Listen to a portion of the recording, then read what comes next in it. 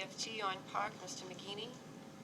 Thank you. I asked that this be put on the agenda at our last meeting, following up on the teachers union request for this committee to reject Park, and which we did unanimously.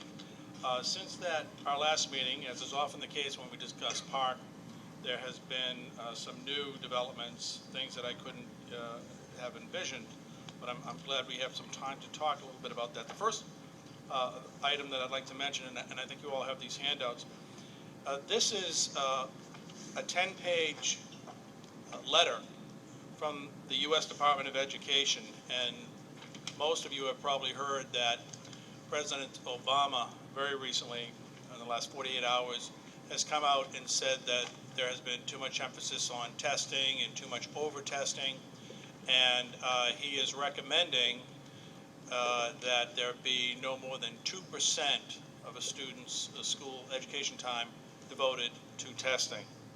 And so what I have here and what I've handed out is his 10-page report through the U.S. Department of Education. It's called a fact sheet, his testing action plan, and I'm just going to read a couple of things. Basically, it amounts to me to be a 10-page apology for getting it wrong. And it says a few things here. Done well and thoughtfully, assessments are tools for learning. That makes sense. Done poorly, in excess, or without clear purpose, they take valuable time away from teaching and learning, draining creative approaches from our classrooms. No kidding.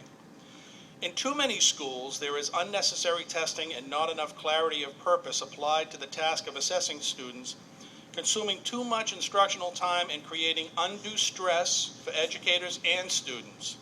The administration bears some of the responsibility for this, and we are committed to being part of the solution. I disagree. The administration bears all of the responsibility for this. They devoted at least $40 billion towards this testing hysteria. And they did so under the guise of telling us that they knew what was best for us. They insisted that they had educators from around the world working on this who knew exactly how to get our kids more prepared for college and career, and they got it wrong. And they finally, after insurmountable evidence, had to admit they got it wrong.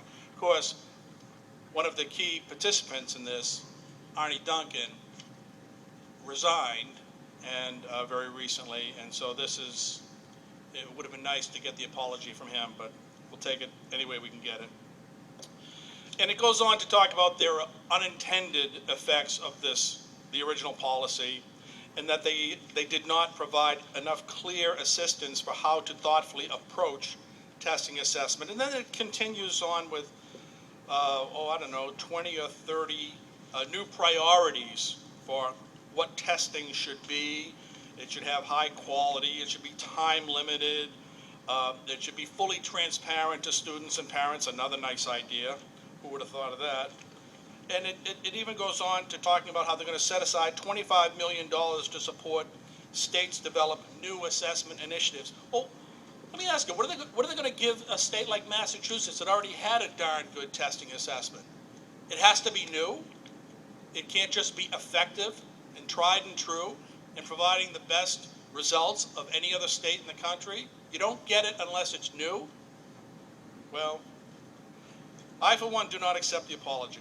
In fact, if anything, it's an indictment that they don't know what they're doing. This gang that can't shoot straight should get out of the education business, leave it to the states, as it was implied, at least, in the Constitution, and leave it at a local level. Now let's move on to our state.